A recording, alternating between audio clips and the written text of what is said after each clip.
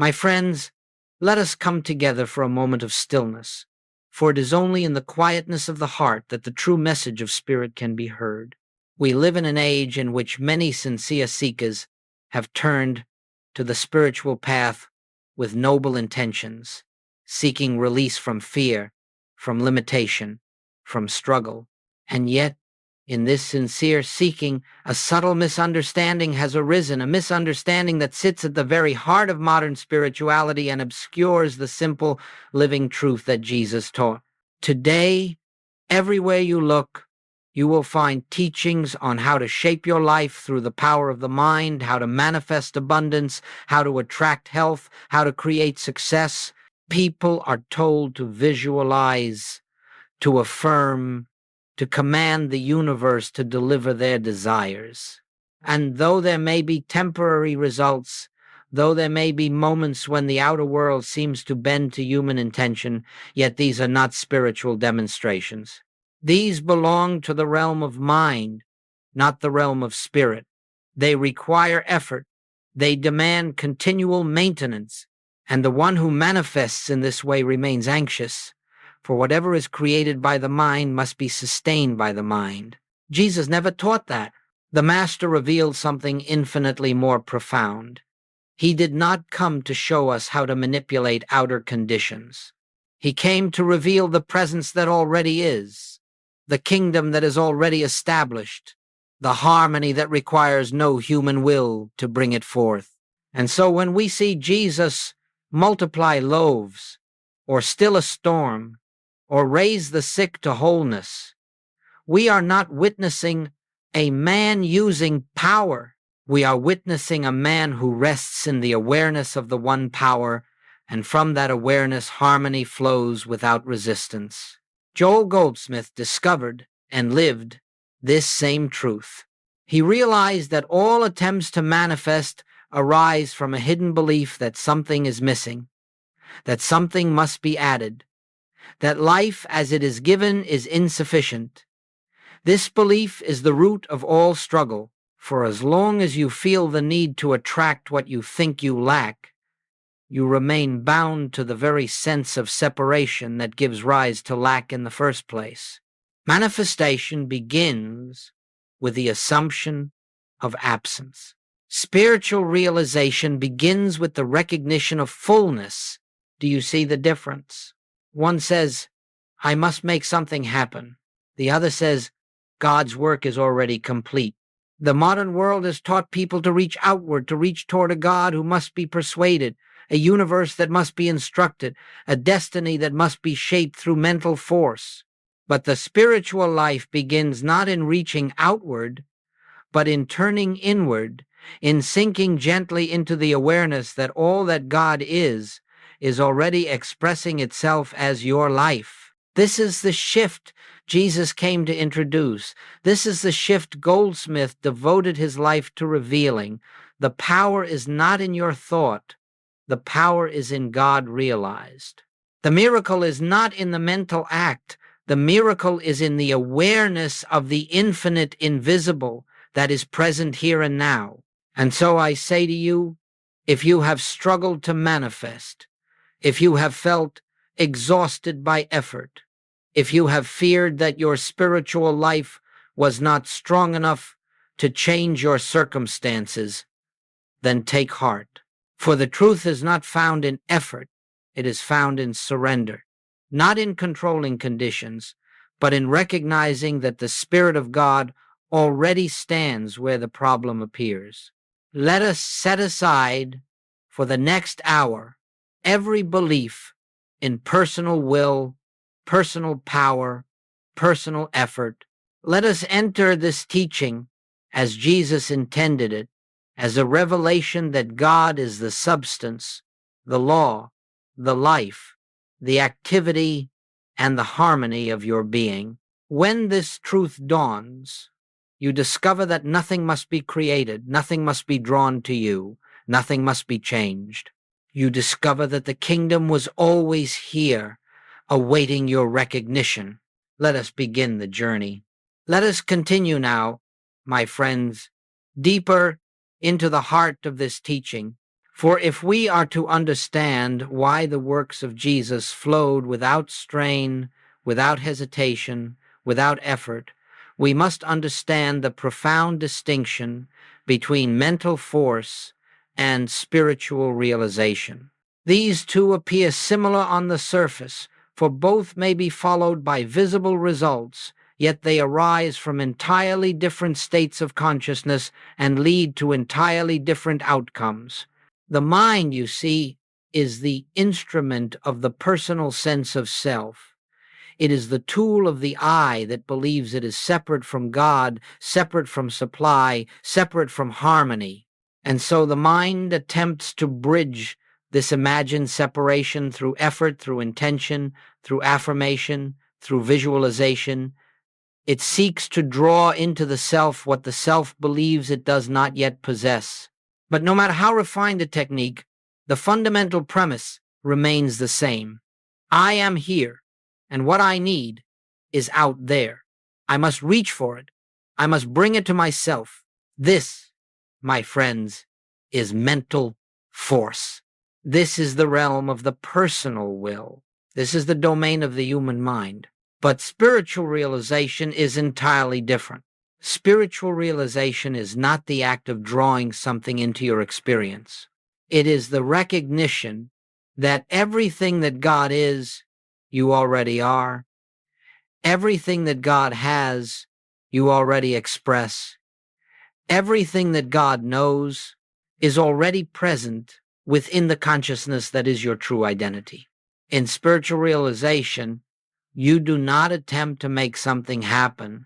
You quietly perceive that God is the source, the substance, and the activity of all being, and therefore nothing can be added to the infinite, and nothing can be taken from it. You see, the mind works through effort. Spirit works through effortless unfolding. The mind tries to achieve. Spirit simply is. Mental force says, I will make this occur. Spiritual realization says, the Father within doeth the works. The mind stands outside the kingdom and attempts to break in. Spirit recognizes that the kingdom is already within. Now, why does this matter? Because all spiritual demonstration, healing, supply, harmony, peace flows from realization, not from effort. When the mind attempts to manipulate outer conditions, it can produce only temporary results, for it is dealing in the realm of effects. But spiritual realization touches cause, and when cause is realized, effects harmonize naturally. Imagine, if you will, a lamp. The mind attempts to rearrange the shadows on the wall, pushing them here and there, trying desperately to improve the picture. Spirit, however, switches on the light, and in the presence of light, shadows simply cease to be.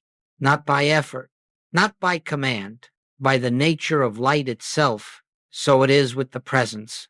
This is why Joel Goldsmith emphasized again and again that the human mind is not the instrument of spiritual attainment.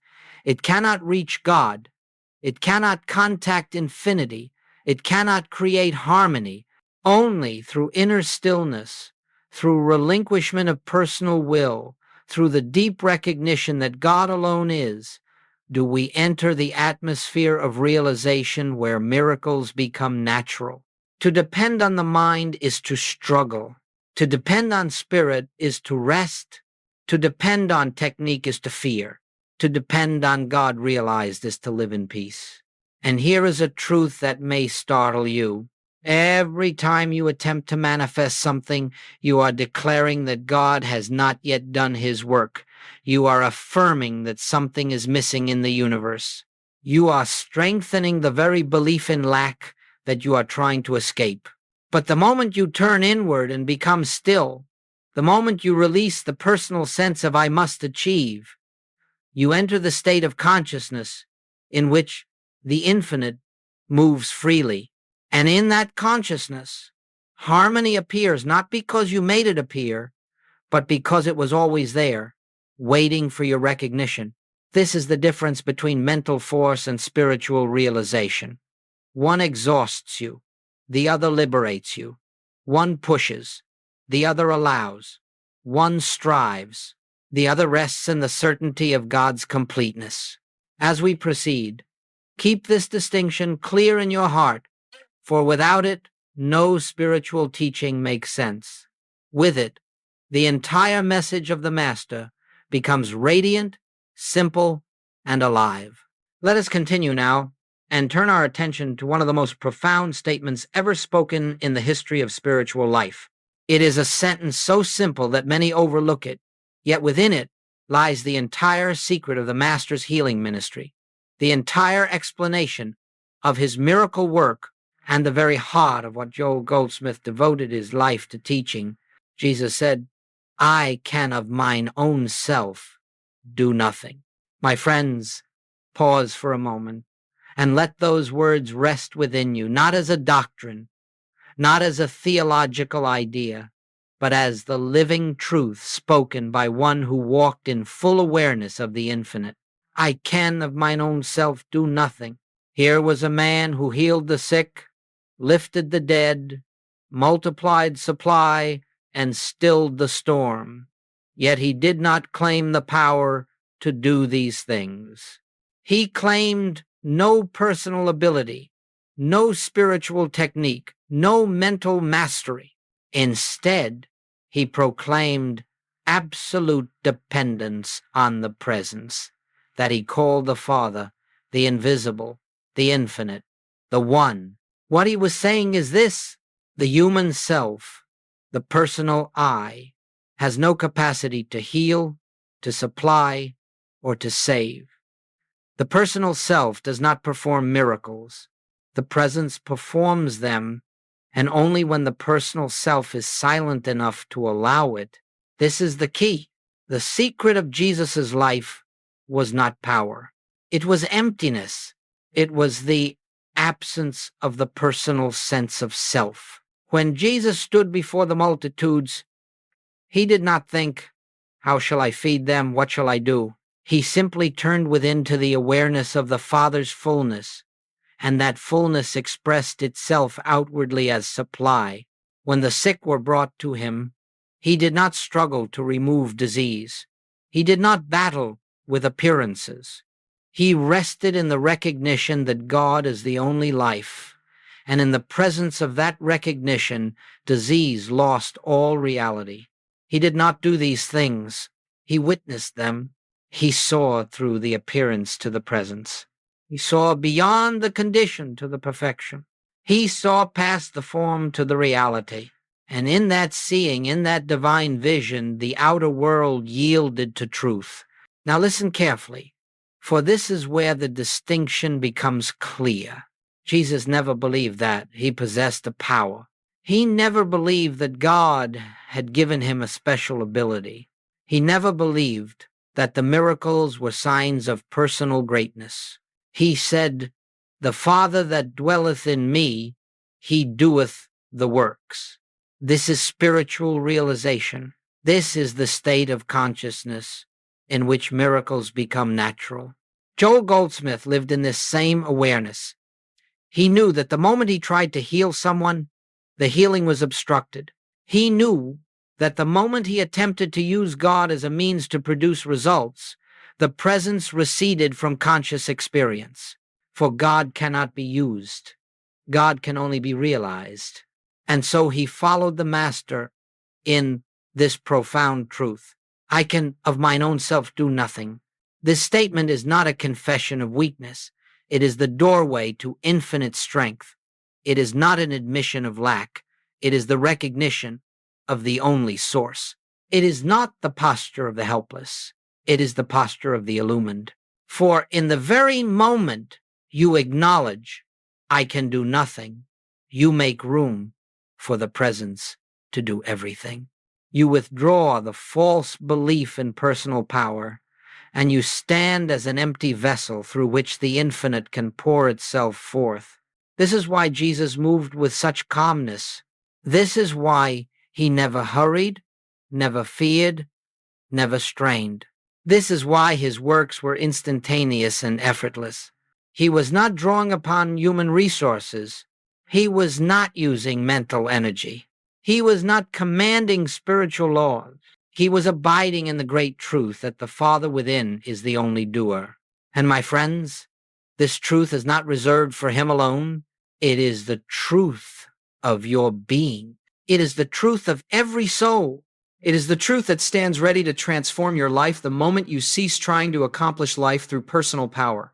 As long as you believe, I must make this happen, you live outside the grace of spiritual realization. But the instant you whisper within, Father, I of myself can do nothing, a great peace descends, and the presence begins. Its quiet work, lifting, healing, supplying, guiding, restoring. Let this truth sink deeply into your heart, for it is the turning point of the entire path. Until you understand this, the spiritual life remains a struggle, but once you see it, you realize that you were never meant to carry the burden of life. Life is lived through you by the infinite.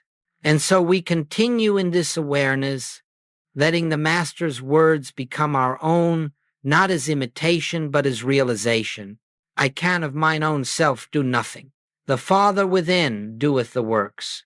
This is the beginning of true spiritual freedom.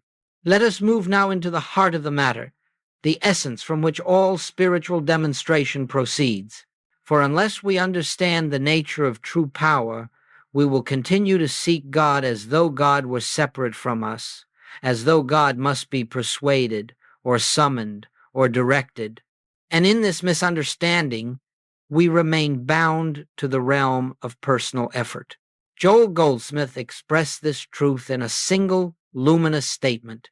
God realized is the only power, not God spoken of, not God believed in, not God worshipped from afar, but God realized, God experienced as a living presence felt within one's own being. This realization is the foundation of all spiritual power.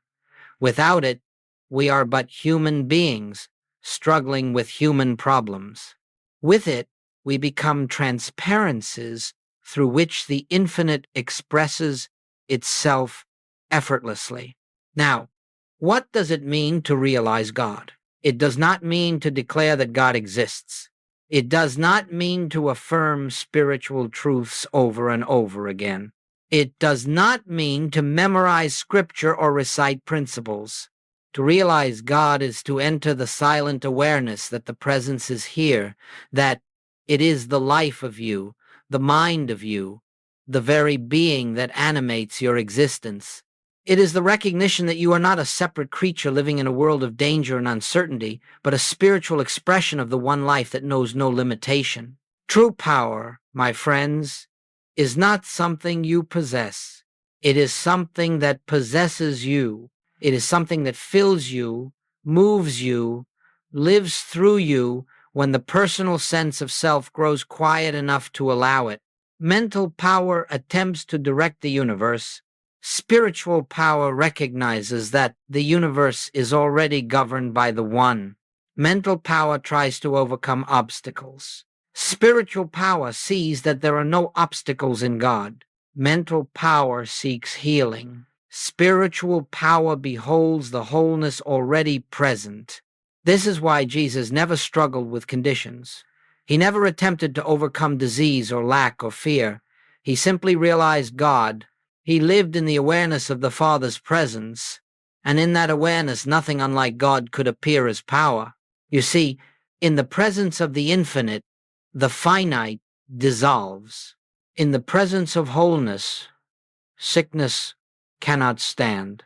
In the presence of abundance, lack becomes impossible. In the presence of truth, error is revealed as nothingness. It is not that God destroys these conditions, rather they are seen for what they are, shadows without substance, illusions born from the belief in separation.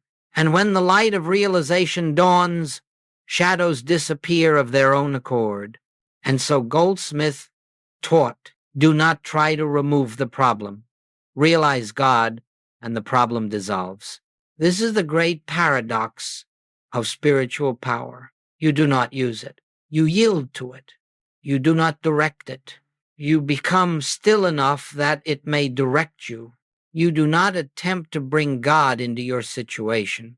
You awaken to the truth that God is the very presence of the situation itself. When you attempt to manifest, you remain in the realm of personal will. But when you realize God, the activity of the infinite becomes the only activity of your life. You move through the world with a quiet certainty, not the certainty that you can make things happen, but the certainty that the Father's harmony is already established, and you need only bear witness to it.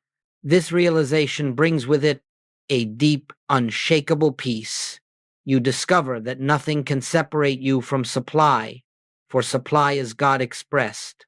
Nothing can separate you from health, for health is God revealed. Nothing can threaten your harmony, for harmony is the nature of the presence that is your very life. And in this awareness, you no longer fear conditions, for you see that conditions have no power. Only the realized presence has power. And as your consciousness rests in this truth, the outer world aligns itself not because you commanded it, but because you recognize the only cause in the universe. Spiritual power is not dramatic.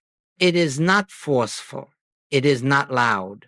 It is a quiet presence, felt in the stillness of the soul, revealing itself as peace, as assurance, as the effortless unfolding of all good.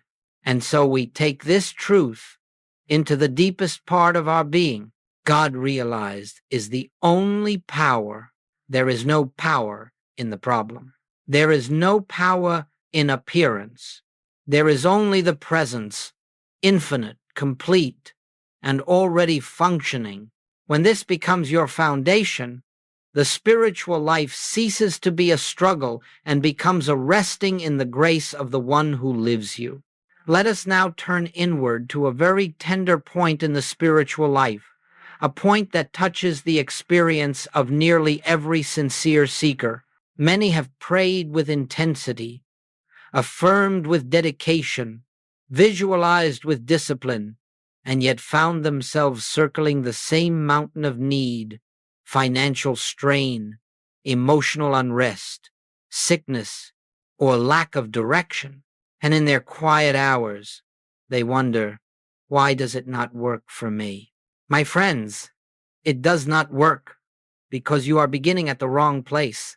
You are beginning from lack. Every attempt to manifest, every attempt to attract, every attempt to change the outer scene arises from a hidden assumption. Something is missing. Something must be added. Something that I need is not yet here. And the moment you accept this assumption, you have stepped out of the kingdom and into the land of shadows. For the kingdom of God contains no lack, and the consciousness that seeks to remedy lack is already living outside the spiritual reality of completeness. This is the invisible root of every failed manifestation. The belief that you are separate from the infinite source. When you begin with lack, you cannot end with fulfillment. When you begin with fear, you cannot end with peace. When you begin with the belief that something must be added, you cannot awaken to the truth that everything has already been given. Consider this carefully, for it is subtle. It is not your technique that fails you. It is not affirmations that fail. It is not meditation that fails. It is the consciousness of need behind all these practices that keeps the door closed. Need can only attract more need. Fear can only produce more fear. Effort can only give rise to more effort. And so long as you feel that you must reach outward for supply, you are unknowingly declaring that supply is outside of you, separate from you, distant from your being. But the moment you believe supply is out there, you have denied the truth that God is your supply, functioning as your very life. expressing as your consciousness. Joel Goldsmith taught that what we call lack is never a condition. It is a belief, a shadow on the surface of consciousness. And the more we wrestle with the shadow, the more real it appears. The human mind tries to meet need by adding money, adding health, adding love, adding opportunity, but spirit does not add, spirit reveals. Spirit reveals the fullness that already exists behind the appearance of lack. Spirit unveils the substance that has never been absent. Spirit lifts the veil from the eyes of the seeker until he sees that what he thought he lacked has been present all along. You cannot manifest what already is. You can only awaken to it. And this awakening cannot occur while the mind is busy trying to fix, change, attract, or compel. The mind that strives is the mind that believes something is missing. And the presence cannot reveal itself in a consciousness occupied with the conviction of separation. Do you understand now why manifestation exhausts you? Why it produces anxiety instead of peace? Why it yields temporary changes that so quickly collapse? It is because manifestation, as taught by the world, begins with the assumption that reality is incomplete. But spiritual realization begins with the truth that reality is whole, and you need only recognize this wholeness to experience it. When the inner sense of lack is dissolved, the outer expression of lack disappears, not because you attracted something new, but because you ceased believing in the absence of God. Let this truth sink gently into your heart. There is no lack in God. There is no absence in infinity.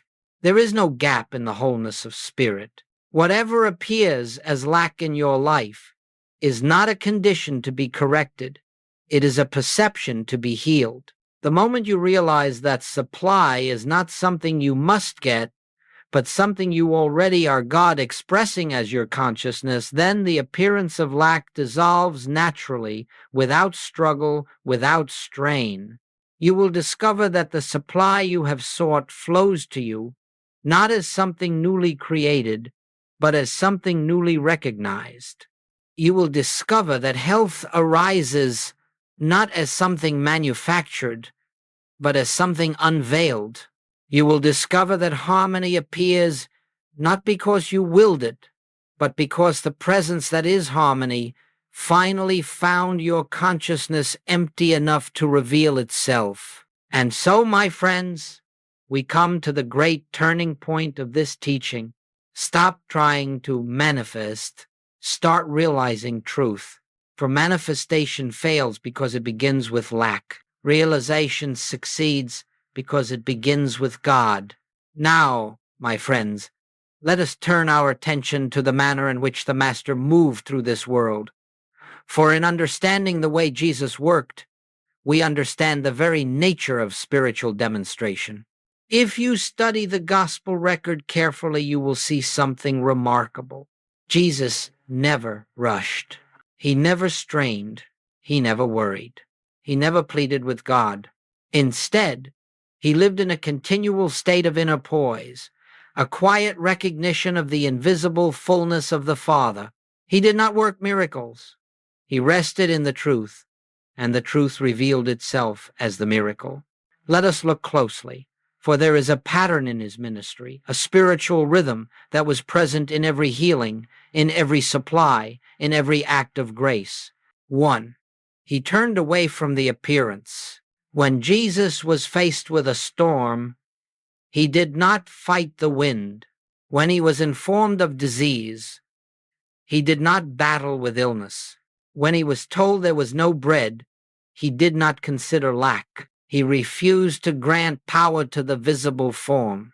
He denied the reality of that which God did not create. He knew that the outer scene was but a shadow of consciousness, and therefore not the truth of God's creation. This was his first act, non-recognition of error. He simply would not accept appearance as power. 2. He entered the silence. Before any outward change occurred, there was an inward movement. Jesus withdrew not necessarily from the crowd, but from the belief in two powers. He turned within. He entered the secret place of the Most High. He rested in stillness until the awareness of the Father's presence filled his consciousness. This was not a technique. It was communion. It was the quiet immersion in the truth that God is the only cause, the only power, the only life. 3. He acknowledged the fullness of the Father. He did not plead for supply. He did not beg for healing. He did not ask the Father to intervene from afar. He simply recognized the spiritual fact. Father, I thank thee that thou hast heard me and that thou hearest me always. This was his realization. The fullness is here. The kingdom is here. The harmony is here. The life of God is already functioning where the appearance of discord seems to be. He did not try to make something happen. He acknowledged what already is. 4. He allowed the invisible to reveal itself. After turning away from the appearance, after entering the silence, after recognizing the fullness of God, Jesus simply stood still inwardly, and the outer world adjusted itself to the truth. He was beholding. The storm quieted. The loaves multiplied. The sick rose. The blind saw, not by his effort, but by his recognition, not through command, but through realized presence, not through human will, but through divine unfoldment. Joel Goldsmith understood this perfectly.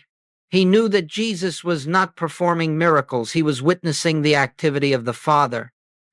And Joel's own healing ministry flowed from the same consciousness. He understood that you cannot heal by opposing the condition, and you cannot supply by fighting lack. You must stand still in the realization of God as the only life, the only substance, and the only power. Let us understand this deeply. Jesus did not work miracles to change conditions. He worked from the awareness that conditions have no power to contradict God. When the infinite becomes the only presence in consciousness, the appearance harmonizes of its own accord. This is the way of the Christ.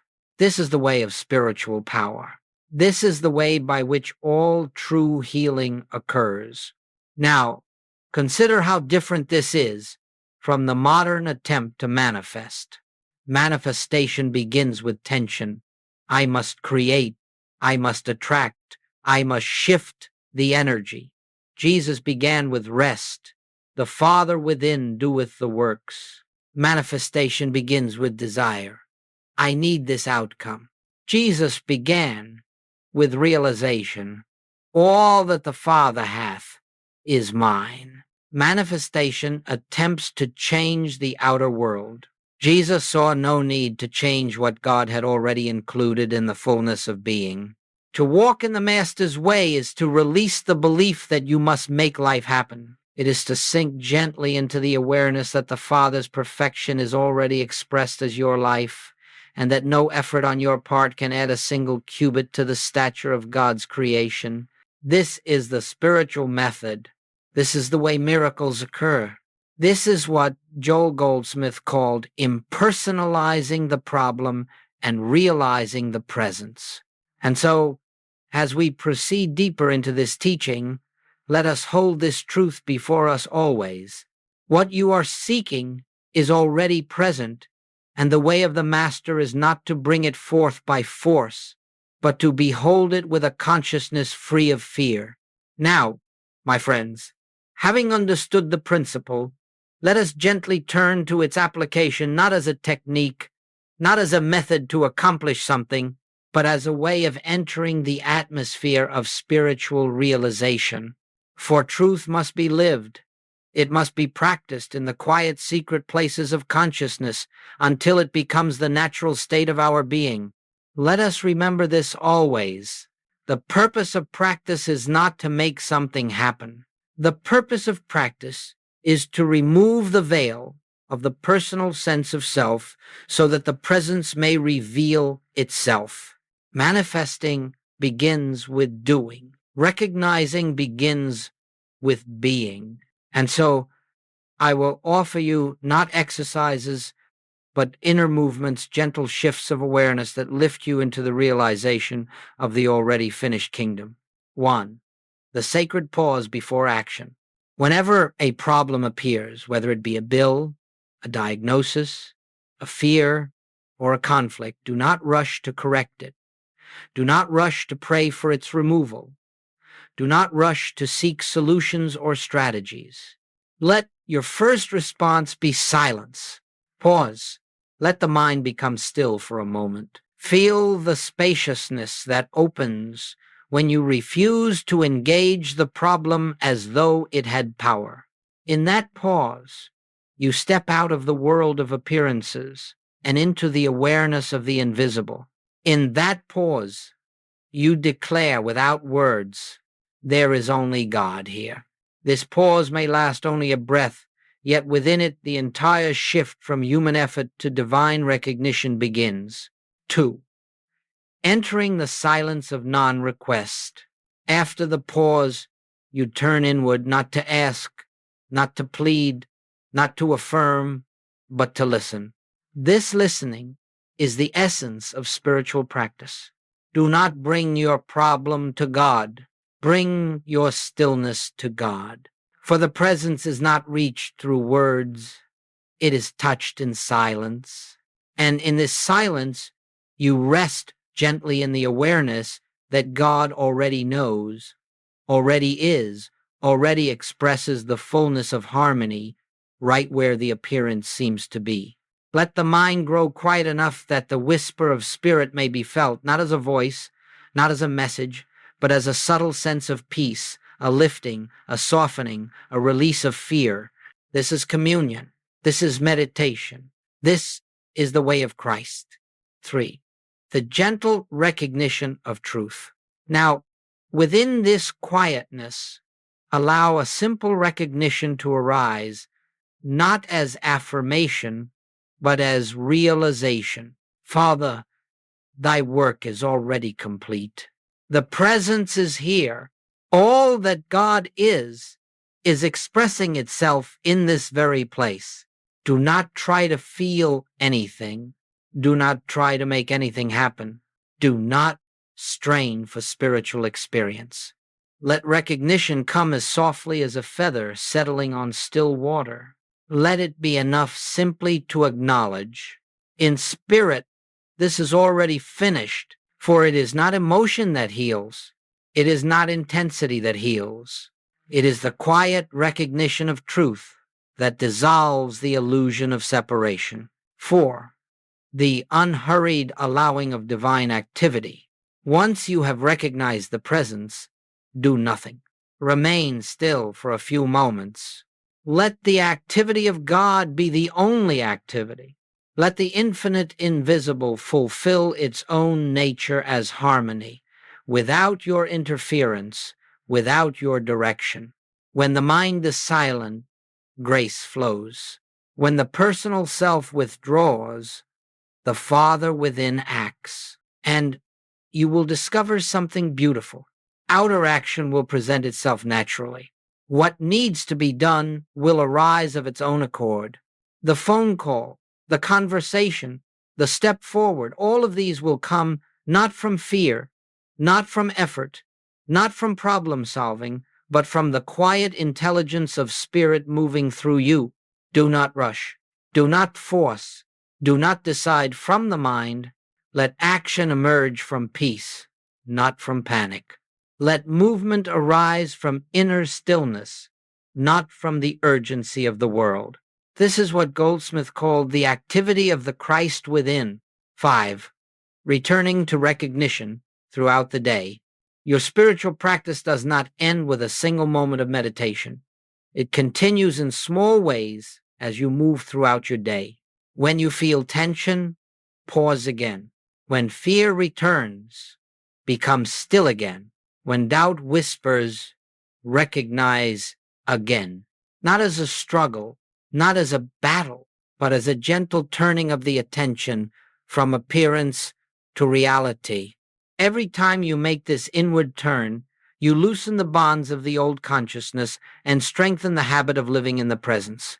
Over time, you will notice that the moments of remembering become more frequent and the moments of forgetting become shorter.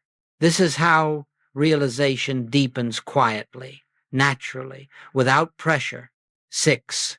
Living without a goal. And now, my friends, let me share a truth that may surprise you. The moment you practice with the intention of achieving a result, you step out of spirit and back into the world of manifestation. Practice is not a means to an end. Practice is the end. Practice is the recognition of God, not the pursuit of outcomes. You do not meditate to gain supply. You meditate to realize the presence, and in the realization of presence, supply flows naturally. You do not practice stillness to attract harmony. You practice stillness because harmony is already the nature of the presence in which you live and move and have your being. Let your spiritual practice be free of purpose. Let it be an opening, not a strategy. Let it be an act of love, not an act of need. For where purpose ends, God begins. 7. The gradual transformation of consciousness. As you continue in these inner movements, something begins to shift, not suddenly, not dramatically, but gently, like dawn rising without announcement. You begin to feel less urgency. You begin to experience more peace. You begin to notice that problems do not cling to you as they once did. And gradually, the outer world begins to unfold in harmony, not because you shaped it, but because the consciousness you carry is no longer vibrating with fear, with want, with separation. This is the fruit of recognition. This is the evidence of God realized. And so these simple practices, pausing, listening, recognizing, allowing, become the basis of a life lived not in manifesting, but in witnessing the eternal activity of the Father. Now, my friends, we come to a place of gentle wonder, the point at which the inner transformation begins to reveal itself outwardly. For you do not realize God for the purpose of improving your circumstances, and yet your circumstances inevitably change. You do not rest in the presence to obtain harmony, and yet harmony unfolds of itself. You do not turn within to attract supply, and yet supply appears without strain. Why is this? Because the outer world is nothing more than a mirror of consciousness. When consciousness is lifted, the world that appears to you is lifted. When fear dissolves, the forms fear produced dissolve. When separation is healed, the effects of separation fade away. Outward change is not the goal of spiritual realization. It is the fruit, the natural, effortless fruit of a consciousness that has ceased to resist the activity of the infinite. Let us look gently at how this unfolds. 1. Problems quietly dissolve. You will discover that many of the difficulties that once troubled you no longer arise. People who once caused tension no longer disturb you. Situations that once frightened you no longer threaten your peace. Areas of your life that seemed endlessly problematic begin to smooth themselves without intervention. It is not that the world changed. It is that you changed. The consciousness that attracted disturbance is no longer present, and so disturbance has no foothold. The world cannot bring to you what is not in your consciousness. And as the old patterns dissolve, you will marvel at the simplicity of it. You mean it was always this easy? Yes, my friends, because the difficulty was never in the condition. It was in the belief that you were separate from the infinite. 2. Supply flows without pursuit. As realization deepens, you begin to notice that what you need appears at the moment you need it. Opportunities arise without effort. Resources come from unexpected directions. people who can help you cross your path naturally. You may wonder, why is this happening now, when nothing seems to have changed? Ah, but something has changed. The sense of lack has dissolved. You no longer approach life as a seeker with empty hands. You walk in the awareness that all that the Father hath is mine, and the outer world reflects that inner abundance. This is not manifesting, this is recognizing, and recognition is the doorway through which supply reveals itself. 3. Healing occurs without seeking healing. Many people expect healing to be something dramatic, a flash of divine energy, an instantaneous miracle. But spiritual healing, as Jesus and Goldsmith understood it, is often quiet, gradual, imperceptible. You simply notice one day that the pain is lighter, the symptoms quieter, the fear surrounding the condition has dissolved, and eventually, the condition itself is gone. Why? Because when consciousness realizes that God is the only life, the false sense of a separate, vulnerable life loses its seeming power. The body reflects the peace of the soul. Healing is not an event, it is an unfoldment of realized oneness. 4. Relationships harmonize naturally. As inner fear dissolves, as judgment softens, as the sense of being a separate self diminishes, something beautiful happens in your relationships. You no longer approach others from need. You no longer seek validation. You no longer defend yourself or react from the old wounds. You begin to see others through the lens of spiritual identity, not as personalities with flaws and limitations, but as expressions of the same one life that expresses as you. And in that recognition, harmony is restored. Some relationships gently fall away, others deepen. Tensions soften, old patterns fade. You did not fix the relationship. You recognized the truth, and the relationship aligned with that recognition. 5. Creativity and purpose express themselves effortlessly. When fear is no longer governing your life, creativity flows. When self-concern diminishes, purpose clarifies. When you are no longer driven by survival, the deeper movement of spirit can express through your gifts, your work, your path. This expression is not ambition. It is not striving for success or spiritual achievement. It is the natural unfolding of the divine idea of you. The branch does not struggle to bear fruit.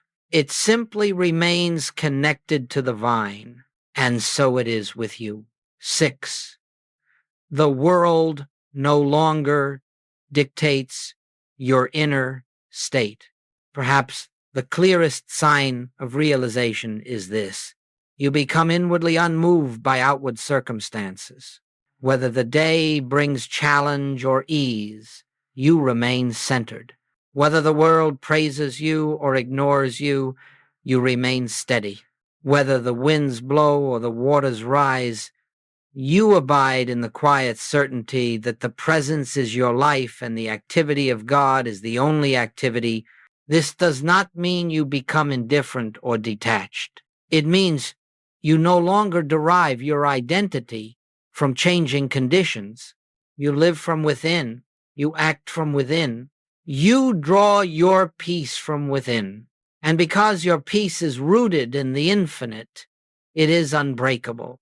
To 7. Grace becomes the governing principle of life. As realization matures, you begin to see a thread, a rhythm, a divine orchestration moving through your days. Things happen at precisely the right moment. People appear when needed. Paths open without planning. Difficulties transform into blessings before your eyes. You walk through life with a quiet amazement. How can it be that everything flows so harmoniously? This, my friends, is grace. Grace is the activity of God made visible. Grace is the unfoldment of the infinite through the transparency of your being. Grace is life lived without personal management, without strain, without self-will. Grace is the fruit of realization, and the one who lives by grace discovers the truth. Life does not need to be controlled. It needs only to be recognized. And now, my friends, we come gently to the close of this journey, not as an ending, but as a quiet turning back to the beginning. For all true spiritual teaching ends where it began, in the simplicity of God realized. We have traveled through the misunderstandings that cloud modern spirituality. We have looked into the way Jesus worked. We have seen why manifestation fails. We have explored how recognition, not effort, reveals the finished kingdom. And we have watched how life changes not through striving, but through the unfoldment of grace. And now, at this final moment, let us breathe and step into the stillness from which all of this arises. For all the words, all the principles, all the examples, all the practices lead to one simple, eternal truth, a truth so delicate, so pure, that the ego cannot grasp it, but the soul recognizes it instantly. God is the only presence. God is the only power. God is the only life. And this God is expressing as you, here and now. When this truth becomes your lived awareness, not merely your belief, fear dissolves. Not because fear is conquered, but because you have awakened to the reality that renders fear impossible. Lack dissolves, not because you have manifested something new, but because you see that the infinite never withheld anything from its own expression. Sickness dissolves, not because you battled it, but because the realization of life, as God reveals the body as the instrument of spirit, not the structure of flesh. Loneliness dissolves, not because you found someone, but because you discovered that the presence within you is the very substance of love itself. Confusion dissolves, not because you figured out the right path, but because the light within illumines your way with each step you take. And so we return gently and reverently to the essence of the path. Recognition, not creation, transforms the world. Realization, not manifestation, reveals the kingdom. Stillness, not effort, is the doorway to God experienced. You do not need to add anything to yourself. You do not need to attract anything from outside yourself. You do not need to move the universe by intention.